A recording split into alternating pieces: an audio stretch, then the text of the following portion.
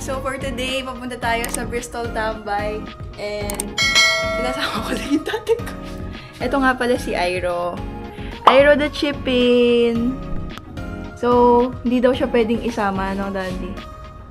Kahit nagtatampo, bawal isama si Airo. May inaantay lang din tayo kasi hindi pa dumating yung lens guard.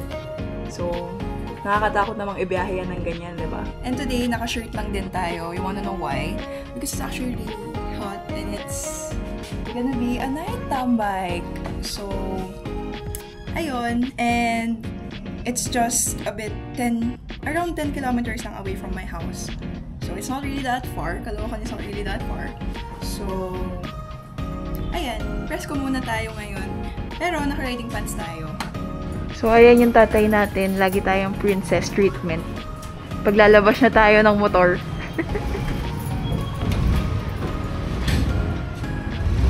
Wow! Alam nyo ba, bagong change oil din si Dink ngayon. Gulf na gear oil, pati Gulf na oil. Binigay lang. Ayan, diba? Ang ganda ni Lolo. Tada! So, siya. Kabiyahin tayo.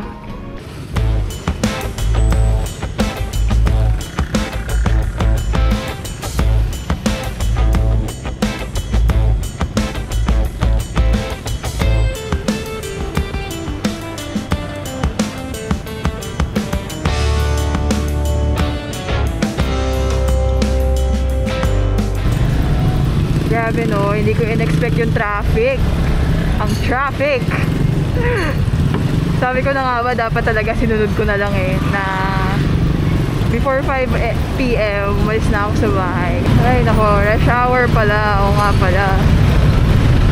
Hindi ko na kasi ramdam yung rush hour kasi wala na akong pasok eh. Hindi ko na ramdam kung ano yung oras yung rush hour.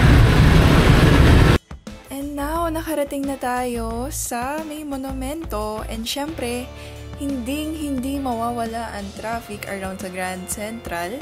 At gagamitin natin ang singit skills para makarating na tayo dahil late na si Mike's Moto, guys! Late na siya.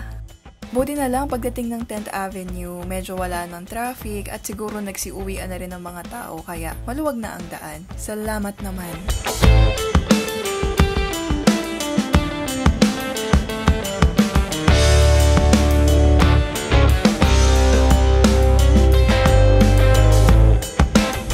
Diba? Pagdating natin sa event, ang dami ng motor na nakaparada, ang dami ng tao, at ako, wala akong maparadahan, kaya dumiretso ako sa may Bristol at doon ako nagparada. And buti naman, may reserve tayong spot.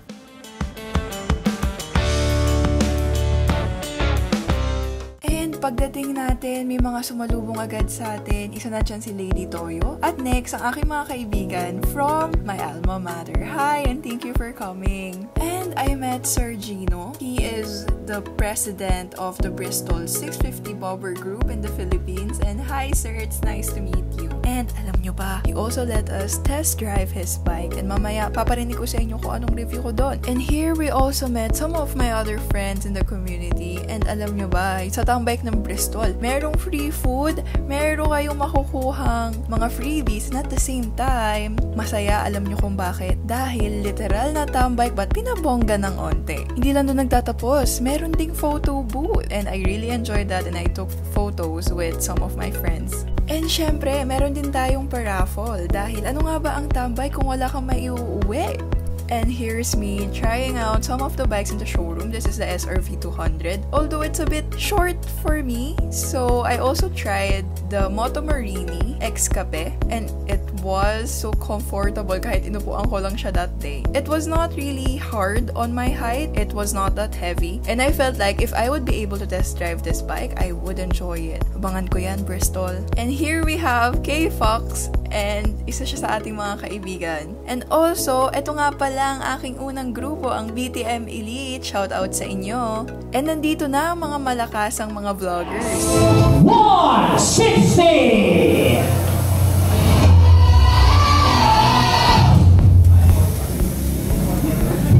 Introduction of the bikes, and first na lumabas is si Ned Adriano.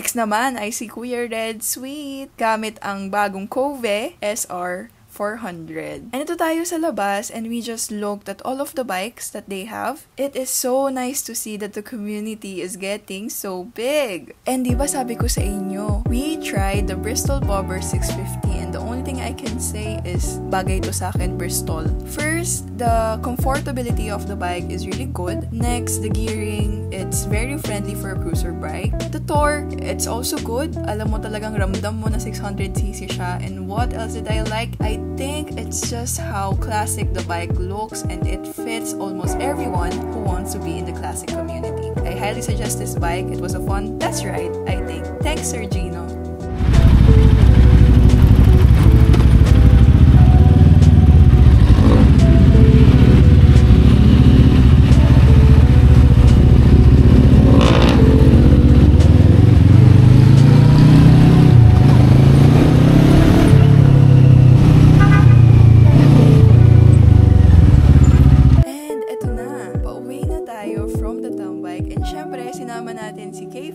Papunta tayo saan? Sa Pares Retiro para kumain ng midnight snack. Yan naman talaga ang inaantay natin sa tambay. It's the ride after being with some of your friends and it was so fun. After kumain, introduce ko lang sa inyo yung mga nauwi ko. O, diba? Ang dami.